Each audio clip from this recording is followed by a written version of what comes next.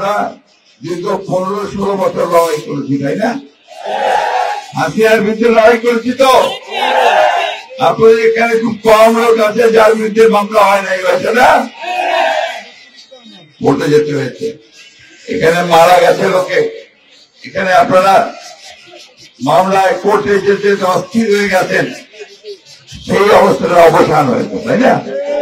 কিন্তু এই অবসানটা এই সমাজকে আমাদের ধরে রাখতে হবে।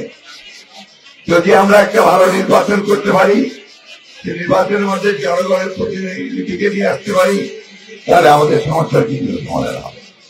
প্রিয় বন্ধুগণ, আরেকটা কথা আমাদের মনে রাখতে হবে যে আজকে এই বিজয়কে, ছাত্র জনতার যে বিজয়, সেই বিজয়কে নস্যাৎ করার জন্য একটা মহল কাজ করছে সচেতন ভাবে, আমাদের মধ্যে আবার বিরোধ সৃষ্টি করার চেষ্টা করছে।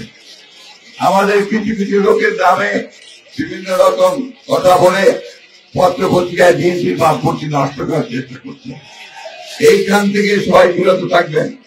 যদি কাউকে দেখেন যে চাঁদাবাজি করছে বা দখলদারি করছে, তাকে ধরে সাথে সাথে পুলিশে দেবেন, অথবা আপনারা এই ব্যাপারে আমাদের কোন রকমের কোন সুপারিশ থাকবে না।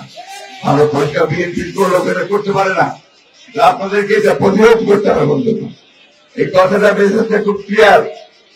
আমরা বন্যা দুর্গত মানুষের পাশে দাঁড়াতে এসছি, আমরা দাঁড়াবো। আরেকটা কথা আমি বলতে চাই, এই নতুন সরকার মাত্র 20-22 দিন বয়স হয়েছে, একে আমাদের সময় দিতে হবে যে সে যেন একটা সুষ্ঠু নির্বাচন করার মতো পরিবেশ তৈরি করতে পারে, তাই না? আগে ভাগে বেশি কথা বলা ঠিক হবে না। সমস্ত রাজনৈতিক দলগুলোর সঙ্গে আলোচনা করে আমরা গিয়েছিলাম, আমরা বলেছি যে আলোচনা করে বসে সকলে যা চায় মানুষ, সেইভাবে একটা নির্বাচন গ্রহণ করতে হবে। কিন্তু তার সঙ্গে জনগণের যে দাবি, জনগণের প্রতিনিধির হাতে ক্ষমতা তুলে দিতে হবে, জনগণের সরকারের হাতে ক্ষমতা দিতে হবে। আমরা আজকে বক্তব্য বলাবো না। আমার মায়েরা খুব কষ্ট পাচ্ছে, বাচ্চারা খুব কষ্ট পাচ্ছে, তাই অতি দ্রুত তাদের ওদের প্রাণ আমরা শেষ করে দিয়েছি। আপনাদের ভালো আছেন তো? ভালো থাকবেন সবাই। আর আমাদের তারেক রহমান সাহেব আজকে শক্তিশালী করবেন। দেশের বেগম খালেদা মুক্তি হয়েছেন, সেইভাবে চিকিৎসা করে আমাদের ফিরে আসতে পারে, তাদের তাই না? তাহলে আপনারা সবাই ওয়াদা করছেন তো ঠিক মতো চলবেন?